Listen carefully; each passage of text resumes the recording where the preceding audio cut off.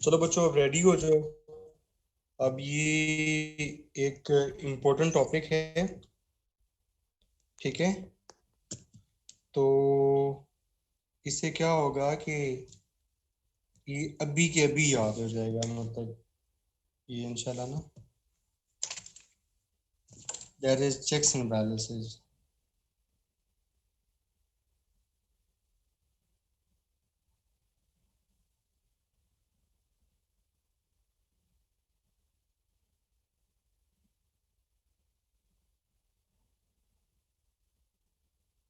उसामा बेटा, बिल जो है ना, वो दोनों हाउसेस से पास होना होता है, लोअर हाउस से भी और अपर हाउस से भी। फाइनल की कोई बात ही नहीं है, दोनों हाउसेस से बिल का पास होना जरूरी है। अच्छा बेटा, अब हम पढ़ लेंगे checks and balances. Checks and balances का ये मतलब होता है, चेक्स एंड बैलेंसेस का ये मतलब होता है कि स्टेट के जो भी इंस्टीट्यूशंस हैं, legislature, executive and judiciary, state के जो तीन इंस्टीट्यूशन है, पहले इसके प्रिंसिपल लिख लो कि इसके प्रिंसिपल्स क्या हैं। बैलेंस, ये जो हम पढ़ने लगे हैं चेक्स एंड बैलेंसेस, इसके प्रिंसिपल क्या हैं। ये पहली बात कि ये क्रिएट ही क्यों किया गया। तो पहला लिखो, to create a workable balance, to create a workable balance among legislature, executive and judiciary.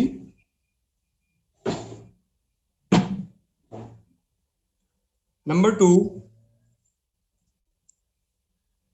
to not let any institution become overpower. Number one, कि इनमें सस्टेनेबल बैलेंस क्रिएट हो। एंड नंबर टू, कि इनमें कोई भी ओवर पावर्ड ना हो। इसका ये मतलब है कि आपका जो ऊपर प्रेसिडेंट है, इसका मतलब है कि जो आपकी एग्जीक्यूटिव है, जो आपकी लेजिस्लेचर है और जो आपकी जुडिशरी है, इन तीनों में एक वर्केबल बैलेंस हो और कोई भी दूसरे की डोमेन क्रॉस ना करे। ये ना हो कि जुडिशरी जो है वो डैम बना रही हो, एग्जेक्टिव लेजिस्लेचर के काम कर रही हो और लेजिस्लेचर ने एग्जेक्टिव संभाला। हर कोई अपनी अपनी डोमेन में काम करो, एक वर्केबल बैलेंस हो। और दूसरा ये हो कि कोई एक इंस्टीट्यूशन ओवर पावर्ड ना हो। एग्जेक्टिव में होता है प्रेसिडेंट, और प्रेसिडेंट की टर्म होती है 4 इयर्स। लेजिस्लेचर में एक होता है अपर हाउस सेनेट, और सेनेटर की टर्म होती है 6 इयर्स। उसमें लोगों की टर्म होती है 2 इयर्स। और जुडिशरी के 9 जजेस होते हैं और उनकी टर्म होती है जब तक वो जिंदा रहते हैं तब तक वो जज रह सकते हैं।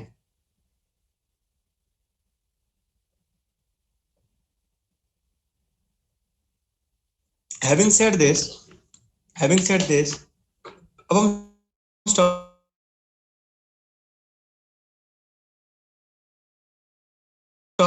करते हैं कि ये वर्क कैसे करता है।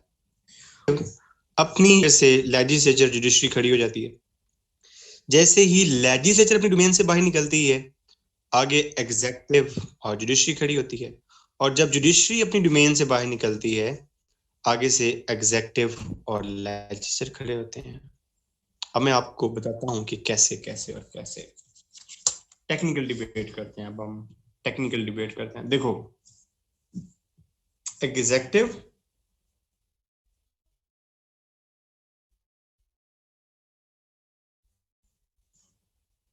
और जुडिशरी, लेजिस्लेचर जो भी बिल पास करेगा, सिंपल बिल, कितनी मेजोरिटी के साथ पास करेगा? सिंपल बिल 2/3 मेजोरिटी के साथ। और 2/3 मेजोरिटी के साथ वो बिल पास करके, कोई यार नहीं है, सिंपल मेजोरिटी मतलब 51% के साथ, 51% के साथ वो बिल पास करेगा। किसको भेज देगा? एग्जेक्टिव को भेज देगा कि ये बिल क्या कर दो, ये बिल क्या कर दो, अप्रूव कर दो। प्रेसिडेंट के पास प्रेसिडेंट के पास दो अथॉरिटीज हैं। या वो इस बिल को पास कर दे,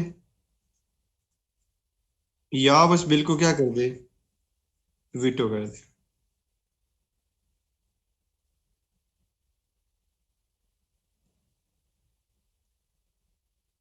अब आपने एक बात समझनी है। फर्स्ट करो, यहां पे सिर्फ लेजिस्लेचर है, देयर इज ओनली लेजिस्लेचर, और ऊपर एग्जेक्टिव नहीं है। तो लेजिस्लेचर फिर क्या करेगी अगर ऊपर एग्जेक्टिव नहीं है? तो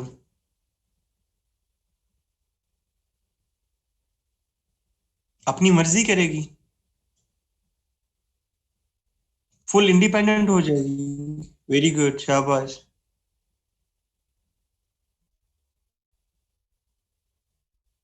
तो प्रेसिडेंट का ये बिल को पास करना या वीटो करना, एग्जेक्टिव का लेजिस्लेचर के ऊपर क्या है? एक चेक है। शाबाश, वेरी गुड, एक चेक है। समझ आई बात? समझ आई बात? अगर लेजिस्लेचर के ऊपर ये चेक ना हो, ये ऊपर वाला चेक ना हो, तो लेजिस्लेचर क्या हो जाएगी?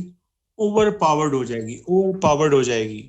तो इसलिए किसी भी बिल को पास करना या वीटो करना, एग्जेक्टिव का लेजिस्लेचर के ऊपर चेक होता है।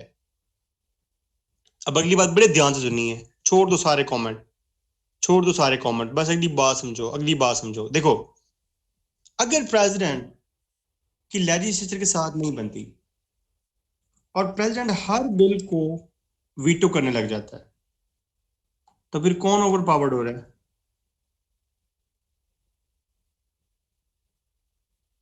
एग्जेक्टिव ओवर पावर्ड हो रहा है।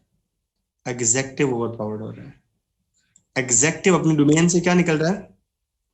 अपने डोमेन से क्या निकल रहा है? एग्जेक्टिव बाहर निकल रहा है।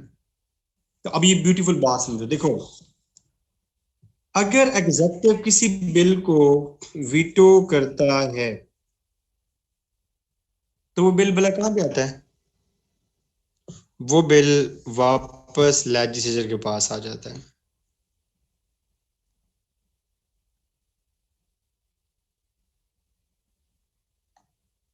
और लेजिस्लेचर ने पहले उस बिल को कैसे पास किया था? पहले कैसे पास किया था? सिंपल मेजोरिटी के साथ।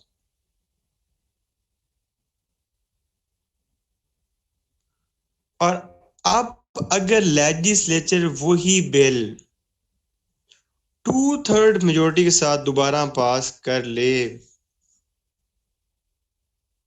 लेजिस्लेचर वही बिल दोबारा 2/3 मेजोरिटी के साथ पास कर ले, तो इसको एग्जेक्टिव की जरूरत ही नहीं होती। तो वो वीटो जो उसने किया होगा, वो वीटो फारिग हो जाएगा।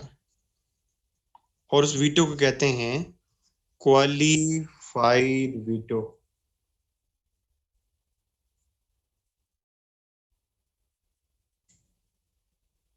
तो अब ये लेजिस्लेचर का किसके ऊपर चेक हो गया? ये क्वालिफाइड वीटो किसके ऊपर चेक हो गया? एग्जेक्टिव के ऊपर। अब तुम्हारे जहन में ये सवाल आ रहा होगा कि सर अगर कोई बिल शुरू से 2/3 के साथ पास हो जाए, फिर अगर कोई बिल शुरू से 2/3 के साथ पास हो जाए, फिर तो उसको एज इन पहले ही अप्रूव्ड कंसीडर किया जाता है, उसको एग्जेक्टिव वीटो कर ही नहीं सकता। और 2/3 को तुमने ऐसे को खाला जी का वाड़ा नहीं समझ लेना कि 2/3 like it's almost impossible thing. So first point is clear. Check of legislature on executive and check of executive on legislature. लेकिन यहाँ पे हमने प्रेसिडेंट को बिल्कुल फारिग नहीं करवा दिया कि उसके पास तो कोई औकात ही नहीं है उसकी, है? यूएस का प्रेसिडेंट है, औकात उसकी है नहीं है? नहीं, ऐसा नहीं है। यूएस का प्रेसिडेंट औकात तो उसकी लेजिस्लेचर एग्जेक्टिव प्रेसिडेंट कहते हैं कि यार मैंने इसको पास तो करना नहीं है और मैंने इसको वीटो भी नहीं करना क्योंकि मुझे लगता है कि वो क्वालिफाइड वीटो कर लेंगे। तो फिर अब मैं क्या करूं? मेरे पास कोई और रास्ता है? तो the answer is yes, the third way is pocket veto. और पॉकेट वीटो क्या है कि ये प्रेसिडेंट साहब के पास बिल है, प्रेसिडेंट साहब इस बिल को फोल्ड करते हैं और फोल्ड करके अपनी पॉकेट में डाल लेते हैं।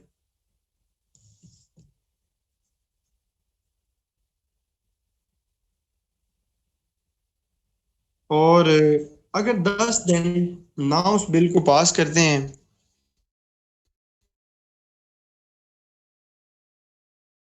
ना उस बिल को वीटो करते हैं, तो वो बिल इन्हीं का, कोई उसके ऊपर कोई सवाल नहीं कर सकता। डिलेइंग टैक्टिक्स, पास ही नहीं करना, मतलब ना पास करना ना वीटो करना है। लेकिन प्रेसिडेंट ऐसा कभी भी नहीं करेगा। प्रेसिडेंट हार्डली ऐसा करते हैं। पता क्यों बात है?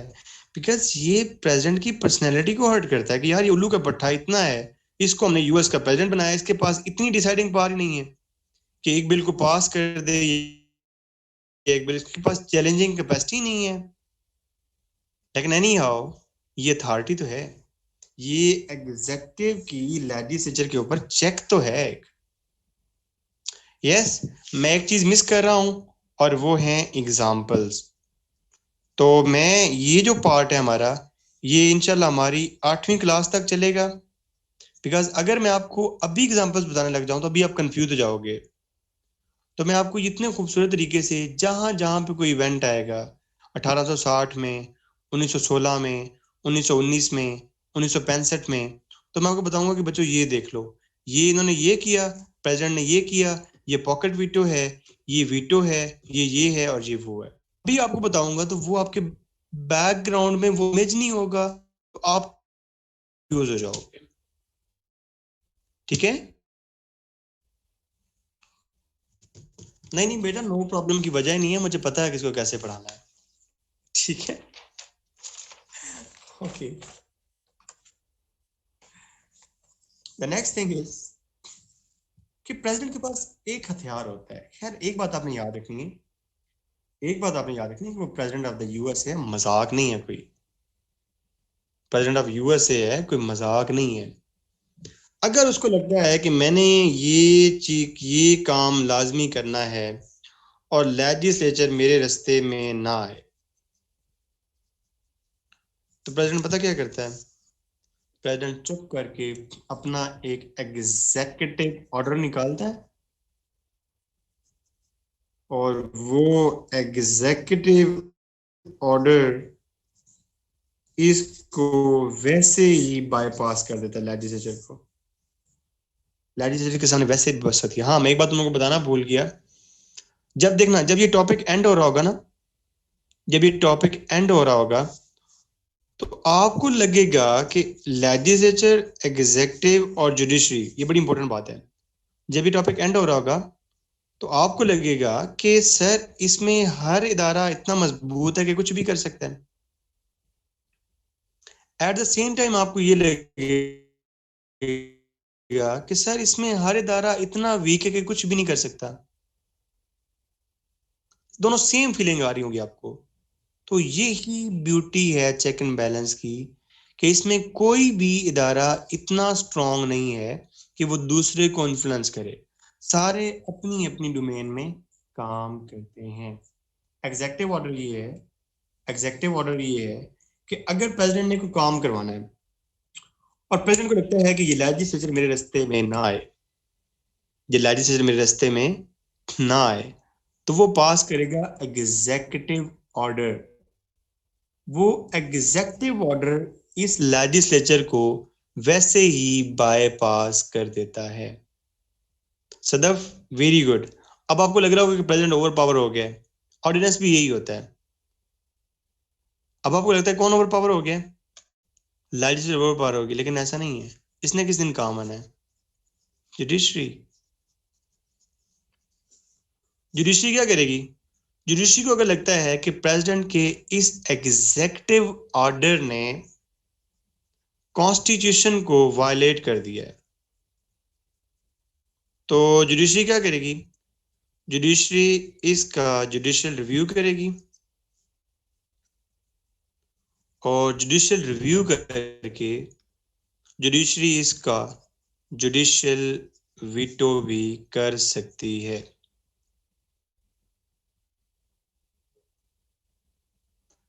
हाँ जी, जवाब मिल गया। सेट होगी प्रेसिडेंट साहब की तबीयत? मजा आ रहा है? चेक किया उनका सिस्टम? अभी तो और देखो, अभी तो ये 3 बातें तुम बताई, मतलब 10-15 बताता हूँ। अभी और देखो। अक्सर क्या नहीं समझ आई बेटा? समझ क्यों नहीं आ रही मुझे भी बताओ, मैं भी देखो ना, क्यों नहीं समझ आ रही?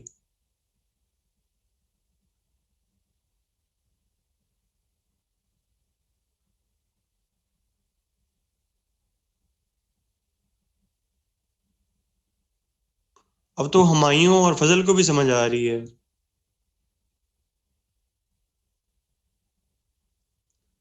यार बेटियां तो फिर बेटियां होती हैं ना, तो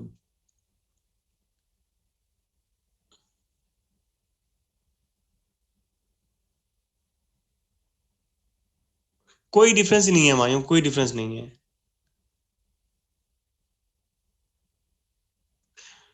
यार मैंने तुम्हें कहा था कि मैं एग्जांपल साथ साथ बताऊंगा। चलो अब अगर तुम्हें इतनी जोर की एग्जांपल आई तो मैं बता देता हूँ। देखो, जब ट्रम्प आया था जब ट्रम्प आया था तो ट्रम्प ने एक एग्जेक्टिव ऑर्डर पास किया था कि इन मुसलमान ममालिक से कोई ना आए बंदा।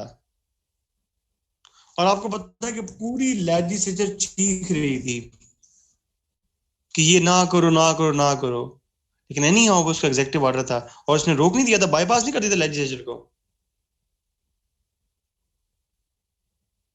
ठीक है। मैं इसलिए कह रहा हूँ कि मैं एग्जांपल्स अभी स्किप कर रहा हूँ मैं। यार और मेरे भाई, मैं भी एग्जांपल स्किप कर रहा हूँ, साथ साथ बता दूंगा ना यार, कम ऑन भाई। Okay, next. नेक्स्ट, लेजिस्लेचर जो भी बिल पास करती है,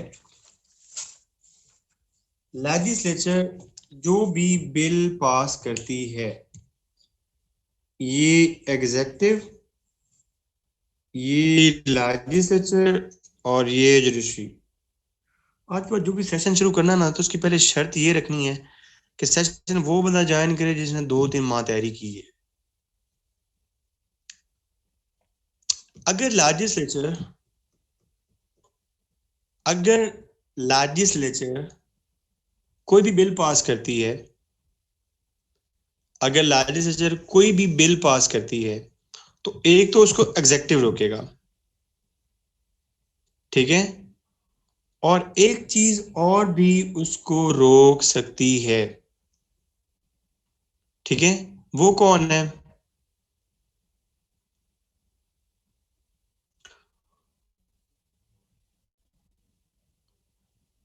वो उसको जुडिशरी रोक सकती है। जुडिशरी किसी भी बिल का किसी भी बिल का जुडिशियल रिव्यू कर सकती है। आपको भी प्रेसिडेंट स्ट्रांग लग रहा था ना? प्रेसिडेंट की हम तबीयत सेट करें,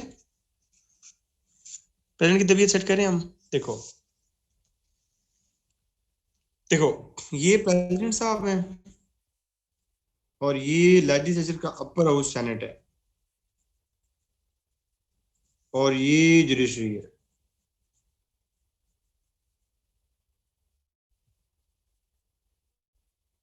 जी किसी भी बिल पे जनाब एग्जेक्टिव ऑर्डर सरकार ऊपर से आता है, एग्जेक्टिव ऑर्डर ऊपर से आता है, बिल हमेशा नीचे से जाता है। अच्छा, प्रेसिडेंट ने प्रेसिडेंट ने जो भी इंटरनेशनल ट्रीटी करनी है तो प्रेसिडेंट ये ट्रीटी अपनी मर्जी से नहीं कर सकता, उसको सेनेट का वोट चाहिए होता है। और इसकी एग्जांपल मैं तुम्हें बता देता हूँ क्योंकि ये मशहूर ज़माना है, आपकी नज़र से ज़रूर गुजरी होगी। इसके ऊपर पूरा हम एक क्वेश्चन भी अटेम्प्ट करेंगे, पूरा एक क्वेश्चन भी अटेम्प्ट करेंगे इंशाल्लाह, 7वीं 8वीं क्लास में, 7वीं क्लास में I guess. League of nation, देखो यूएनओ है ना, यूएनओ यूनाइटेड नेशन ऑर्गेनाइजेशन, तो यूएन का एक चार्टर है। अब यूएन का चार्टर असल में क्या है? यूएन का चार्टर असल में एक इंटरनेशनल ट्रीटी है।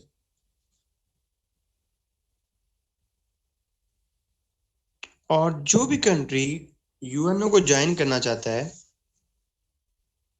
तो पहले वो ये चार्टर साइन करेगा तो फिर यूएनओ को ज्वाइन करेगा, अदरवाइज वो नहीं कर सकता।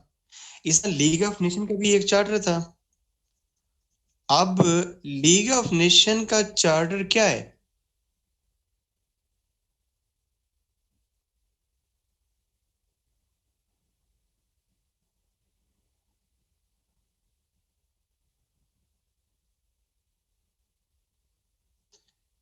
एक इंटरनेशनल ट्रीटी है,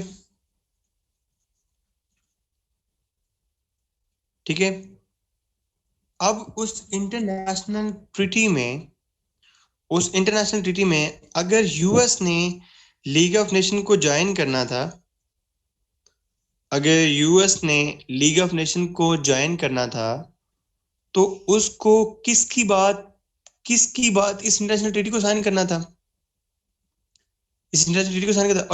और हमारा हमारा कॉन्स्टिट्यूशन क्या कहता है कि जो भी इंटरनेशनल ट्रीटी करनी है उसके लिए किससे पूछना है? सेनेट से पूछना है।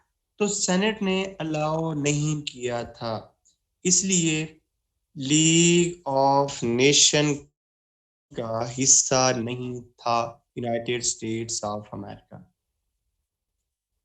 समझ आ गई बात?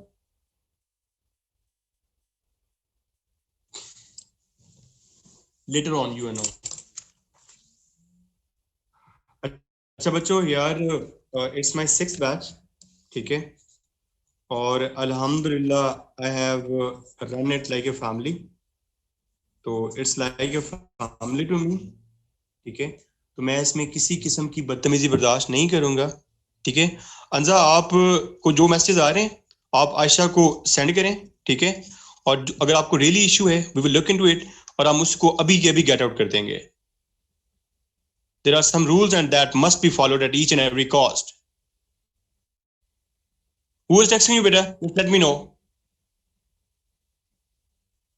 Just go to Ayesha, take a screenshot and send to Aisha right now. I don't need your pity 5,000 rupees for this shit.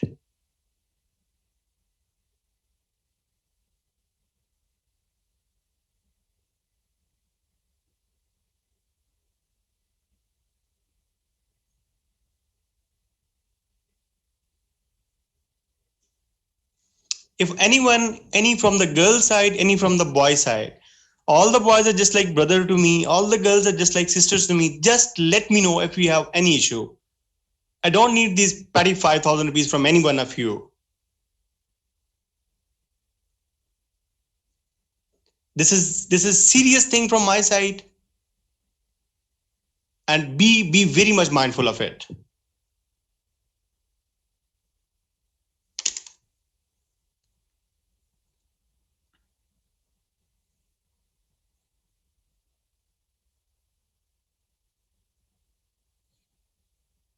And please, no one is going to type in text. अंजा क्या मसला है, किसने text किया आपको? Just let me no, hurry up. बल्कि आयशा को बताओ, आप आयशा को टेस्ट कर दो, जो मतलब दूसरा नंबर है 03 वाला, उसका नेम जस्ट सेंड इट, और हम उसको क्लास के बाद just I will give back him और her money and just remove it. Just text Ayesha. नहीं, इट्स नॉट लाइक दैट. ये ऐसे वर्क नहीं करेगा. Just text Ayesha, text the name and we will be done. तुम लोग थीसिस की तैयारी कर रहे हो, तुम लोग मतलब what the hell you are doing यार. मतलब मुझे कभी कभी पढ़ाते हुए मुझे खुद जेलसी फील होती है कि यार इतनी अच्छी क्लासेस अगर मुझे मिली होती तो I would pay anything for that.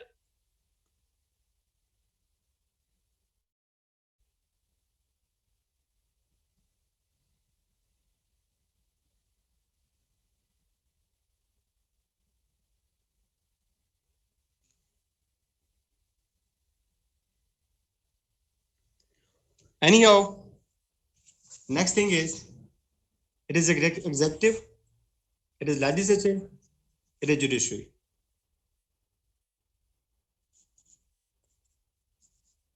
अगर एग्जेक्टिव को अपनी कैबिनेट में किसी भी बंदे को लेकर आना है,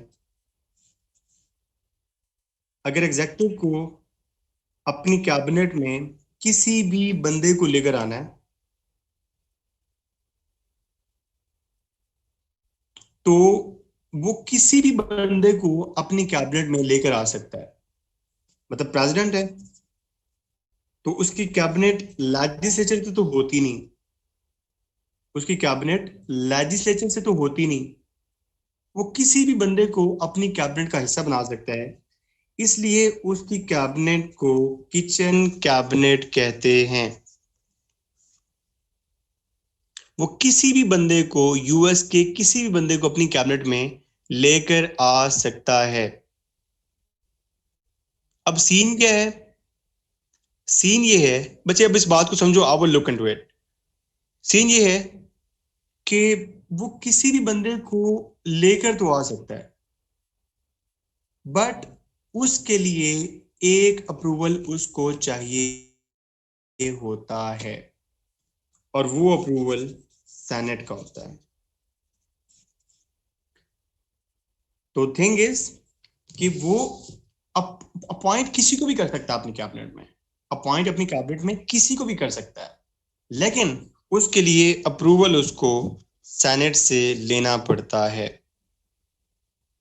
और प्रेसिडेंट के पास फेडरल अपॉइंटमेंट की अथॉरिटी होती है कि ये जितनी भी बड़ी बड़ी चीजें हैं, जी होल ऑफ सेनेट वोट करेगी ग्राम, होल ऑफ सेनेट वोट करेगी इन द यस और बस 51% मेजोरिटी दे विल डिसाइड.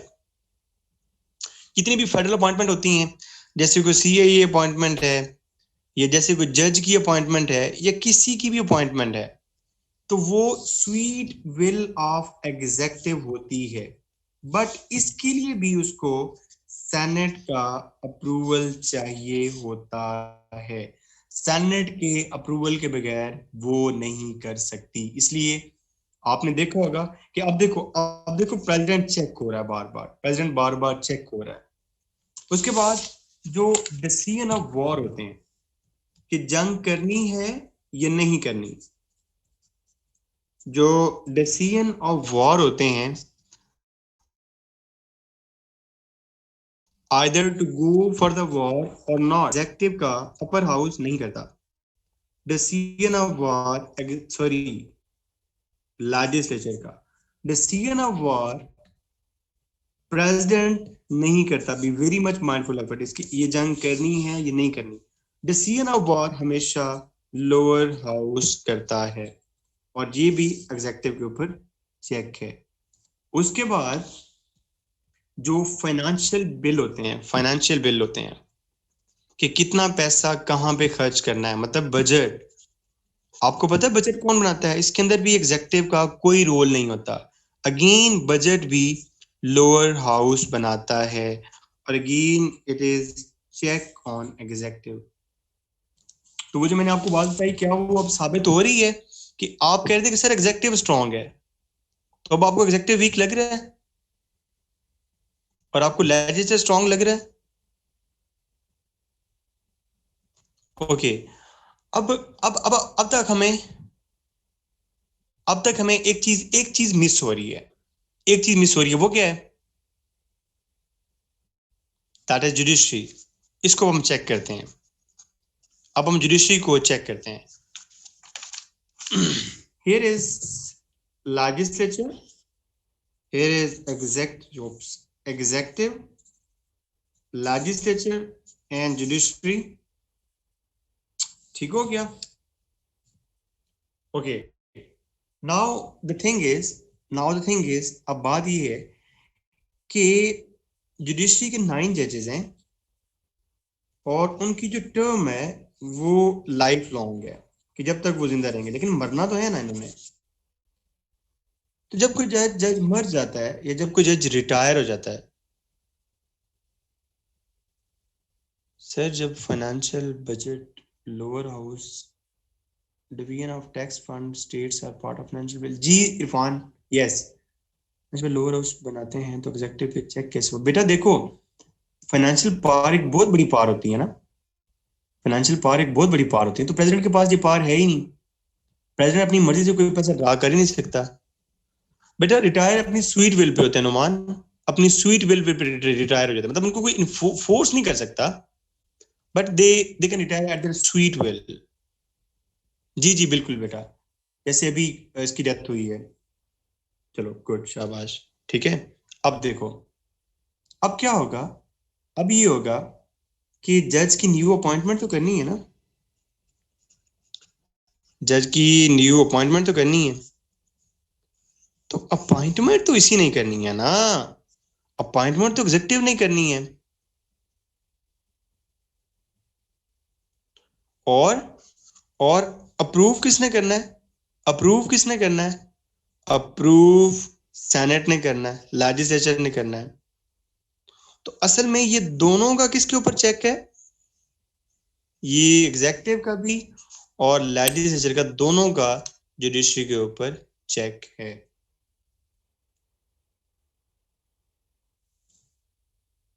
बेटा ये इस तरह है कि देखो, 9 जजेस हैं और उनकी टर्म लाइफ लॉन्ग है, लेकिन वो अगर अपनी स्वीट विल पे रिटायरमेंट दे दें या वो फौत हो जाएं, तो जो न्यू जज की अपॉइंटमेंट है वो करेगा एग्जेक्टिव, और जो उसको अप्रूव करेगा वो होगा लेजिस्लेचर। तो अब ये देखो, दोनों का जुडिशरी के ऊपर क्या क्रिएट हो गया? एक चेक क्रिएट हो गया कि बंदा तो अपनी मर्जी से नहीं ना लगा सकते, बंदा तो हमारा ही लगेगा ना यहाँ पे। And the last thing is कि एनी हाउ जो सबसे पावरफुल हो जाती है, थोड़ी बहुत आप कह सकते हो, जिसको हमने अभी तक वीक कंसिडर किया था, दैट इज लेजिस्लेचर का lower house and upper house, legislature का lower house and upper house in the and executive को फारिग भी करवा सकते हैं, इवन की जुडिशरी को भी फारिग भी करवा सकते हैं। किसके जरिए? Through impeachment process.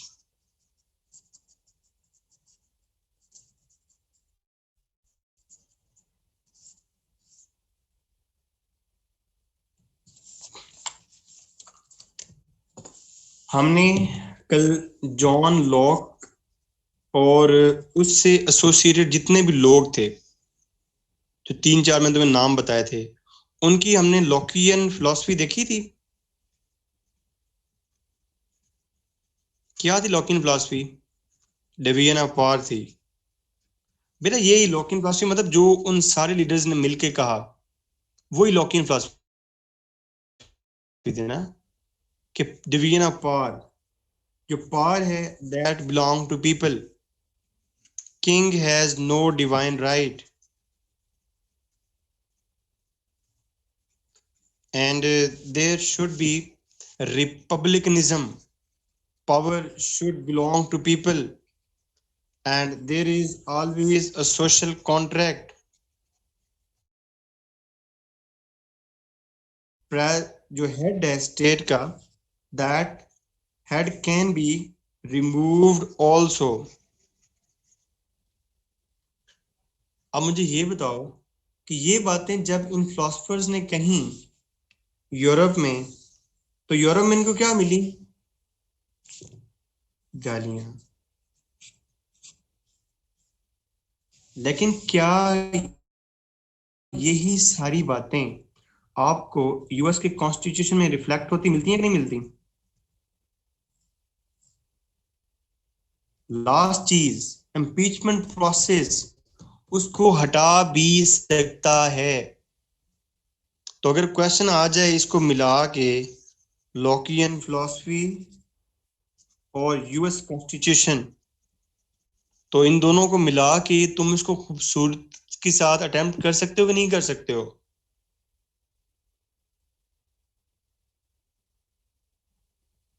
चलो अब आखिरी बात समझो, that is the most important thing कि इम्पीचमेंट कैसे होती है। इम्पीचमेंट कैसे होती है? एडवोकेट साहब यहाँ पे मेरा थोड़ा साथ देना है और बताना है कि मैंने सही बता किया है। आपको सबसे पहले कौन पकड़ता है? आपके ऊपर चार्जेस कौन लगाता है कि आपने क्राइम किया या नहीं किया? वेरी गुड, पुलिस आप पे चार्जेस लगाती है। पहली FIR, फर्स्ट इन्वेस्टिगेशन रिपोर्ट कौन लिखता है? पुलिस लिखती है। पुलिस असल में सिर्फ क्या करती है? सिर्फ दो काम करती है ना, कि या आपने क्राइम किया या आपने क्राइम नहीं किया, यही काम करती है ना। मतलब चार्जेस लगाती है, चार्जेस। और उसके बाद उन चार्जेस का क्या होता है? उन चार्जेस का क्या होता है? ट्रायल होता है। और ट्रायल कहाँ पे होता है? ट्रायल कहाँ पे होता है? कोर्ट में होता है।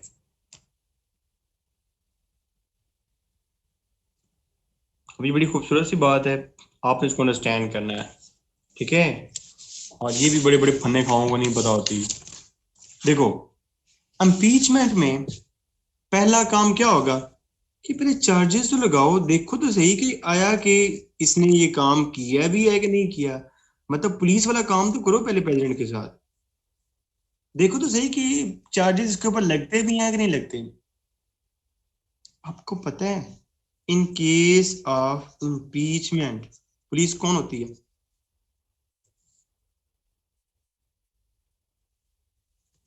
लोअर हाउस, जिसको हम कहते हैं house of representative. Lower house decide करती है कि यस, इसके ऊपर चार्जेस लगे हैं और इनका ट्रायल होना चाहिए, या इसके ऊपर चार्जेस नहीं लगे, इसका ट्रायल नहीं होना चाहिए। पर आप उसके बाद अगर अगर हो जाता है कि चार्जेस ठीक है, उन चार्जेस के बाद उसके बाद क्या होता है? पुलिस के बाद कहाँ पे आता है? पुलिस के बाद कहाँ पे जाता है? कोर्ट में। और आपको पता है कि इम्पीचमेंट के केस में कोर्ट कौन होता है? इम्पीचमेंट के केस में कोर्ट सेनेट होता है। और सेनेट डिसाइड करता है कि आइदर प्रेसिडेंट को ऑफिस से रिमूव करना है या आपको चार्जेस लगाएगी police, house of representative with 51% majority. और ये जो फैसला होगा कि आपको ऑफिस से रिमूव करना है,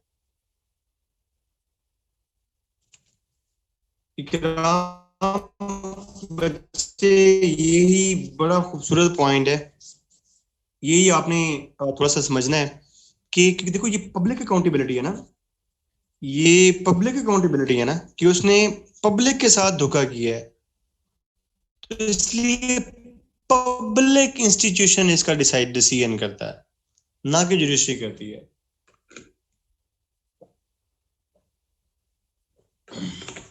इट इज 2/3। 2 सेंटर्स हैं, तो आपने कितने सेंटर को साथ मिलाना होता है? 67 सेंटर्स को आपने साथ मिलाना होता है। अब प्लीज मेरी इस बात को ध्यान से सुनना, हम इसको कल भी पूरी क्लास में डिस्कस करेंगे, लेकिन देखो आज समझ लोगे तो तुम्हारी बेस बन जाएगी। देखो यूएस की जो सेनेट है उसमें कितने लोग हैं? 100। ठीक। यूएस की मेजर पार्टी जो हैं वो दो हैं, एक है डेमोक्रेट्स और दूसरी पार्टी है रिपब्लिकन। ये यूएस के अंदर दो मेजर पार्टीज हैं। अब जब भी सेनेट के इलेक्शन होते हैं तो ऐसा कभी भी नहीं हुआ कि डेमोक्रेट्स के सेंटर्स हों 70 और रिपब्लिकन के सेंटर्स हों 30। ये ऐसा कभी भी नहीं हुआ कि डेमोक्रेट्स के हों 35 या इनके हों 65। ऐसा कभी भी नहीं हुआ। आप हिस्ट्री उठा के देख लें, ये ऑलमोस्ट ऑलमोस्ट, अगर इनके 52 होंगे इनके 48 होंगे, या अगर इनके 47 है तो उनके 53 हो जाएंगे। They almost lies close. ये ये द ऑलमोस्ट लाइज क्लोज। अब मेरी बात ध्यान से सुननी है, मेरी बात ध्यान से सुननी है। देखो ट्रंप है रिपब्लिकन से। ट्रंप किस पार्टी से है? रिपब्लिकन पार्टी से। और फर्ज कर लो 53 जो है वो रिपब्लिकन है उस टाइम सेनेट में। ठीक है। अब ट्रंप, सॉरी, ये इस तरह कर लो, इस तरह कर लो कि 47 रिपब्लिकन हैं। ये जो मर्जी कर लो, इनमें जो मर्जी कर लो, कौन सी फिगर करना चाहोगे? चलो 53 कर लेते हैं कि 53 रिपब्लिकन है और ट्रंप की पार्टी सेनेट में। ये कर लो ना, ट्रंप की पार्टी, इसी को रहने दो। ये देखो इस बात को समझो। फर्ज कर लो कि ट्रंप की पार्टी सेनेट में मेजोरिटी में है और वो इसको बचाना चाहते हैं, तो जो दूसरी पार्टी है वो बेशक सारी की सारी वोट कर दे, क्या उस सारी के वोट करने के साथ ट्रंप इम्पीच हो सकता है?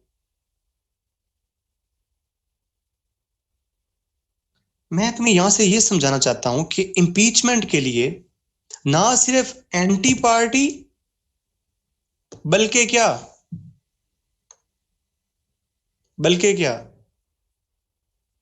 बल्कि अपनी पार्टी के भी कुछ लोग साथ मिलाने पड़ते हैं। अदरवाइज इम्पीचमेंट नहीं। तो इसका इसके तुम्हें ये समझो कि जो इम्पीचमेंट थिंग है वो इट्स नॉट लाइक कि कोई एमी एमी खामखा चीज, इट्स नॉट लाइक दैट।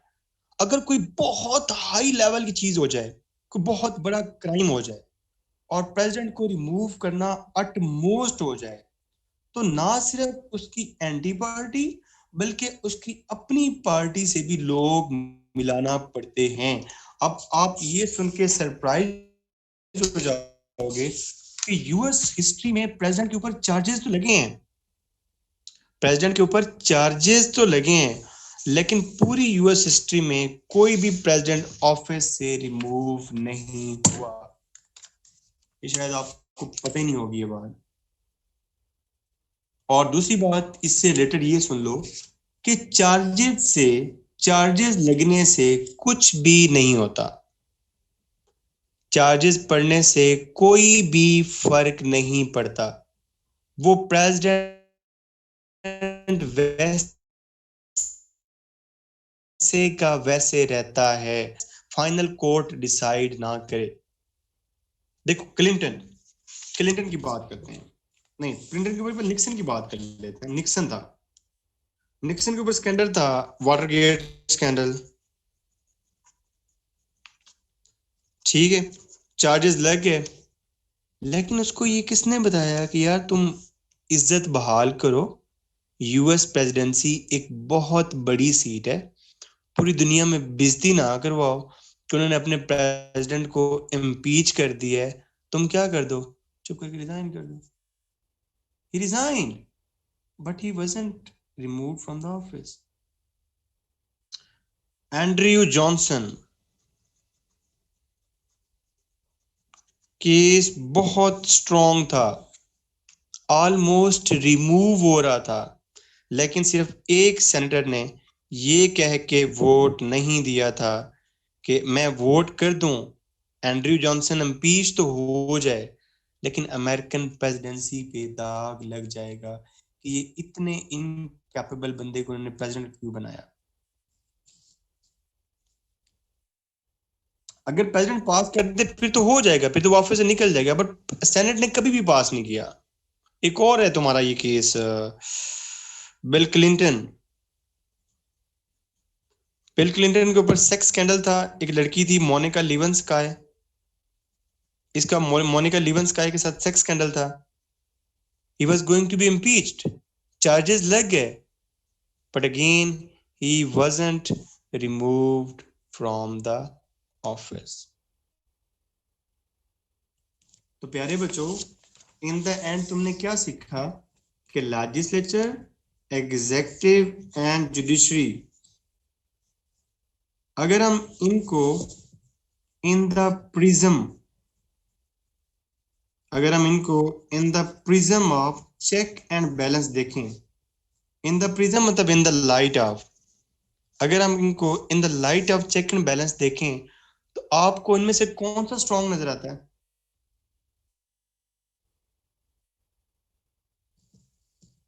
कोई भी नहीं, कोई भी नहीं, नो वन।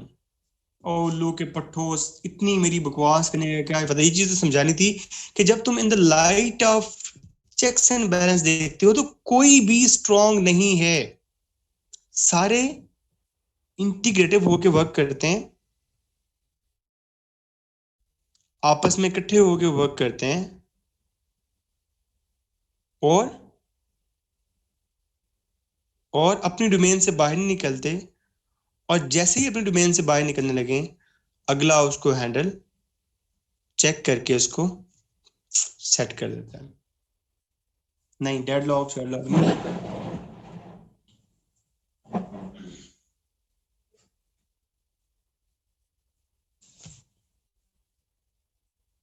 नहीं, कोई अच्छे नहीं है यार, प्रेसिडेंट के ऊपर फिर लेजिस्लेचर ही बैठी होती है। बेटा अपॉइंटमेंट की सजेशन नहीं होती, अपॉइंटमेंट का अप्रूवल होता है।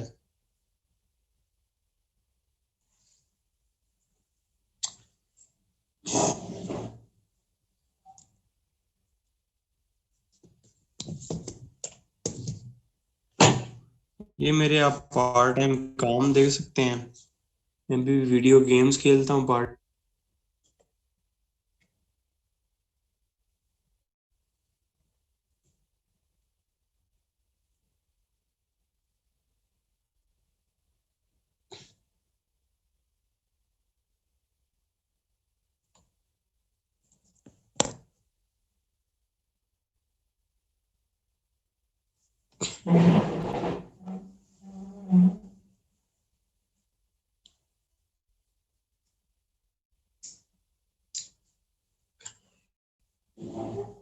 मैं बेटा ये आपको ना कल यूएस प्रेसिडेंशियल इलेक्शन में दोबारा पढ़ा दूंगा, ठीक है ना?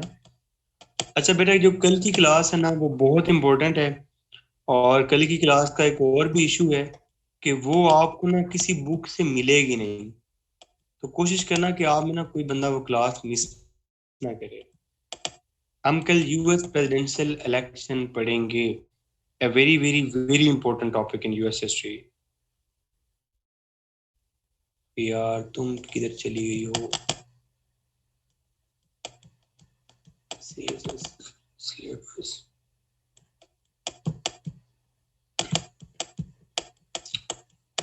um,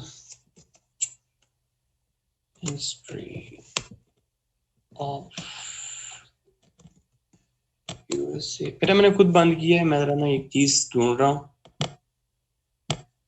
हाँ, देखो आज हमने ये टॉपिक्स किए। आज हमने कौन कौन से टॉपिक्स किए हैं? हमने किया ये वाला constitution of the USA, salient features, ठीक है। और इसके एंड में भी एक चीज दी हुई है, वो है the US Congress, the US Congress roles and functions. ये जो हमने इसके रोल्स एंड फंक्शंस देखे, और separation of power, checks and balances.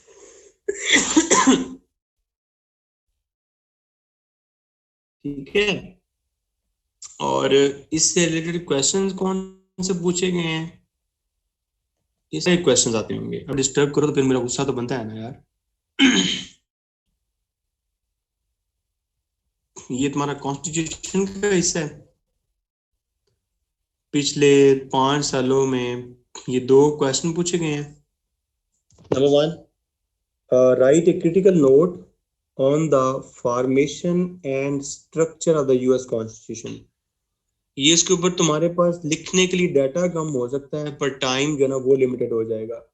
शुरू से स्टार्ट करो, फॉर्मेशन कैसे हुई, पहले क्या था, फिर क्या बना, उसके अंदर और कौन कौन सी चीजें हुई, और स्ट्रक्चर उसका कैसा है। और ये 2020 में क्वेश्चन आया था, बच्चे कंफ्यूज हो गए थे। और मुझे अब ये पढ़ के बताओगे, ये तुम्हारे लिए मुश्किल है कि amongst the Congress, the judiciary and the executive branches of the United states government, which one of the government branches is more powerful and why? अब यहां तक तो बच्चे हो गए कंफ्यूज कि ठीक है, लेकिन अगला पार्ट उन्होंने देखा ही नहीं। कहता है elaborate through the prism of the US separation of powers and checks and balances system.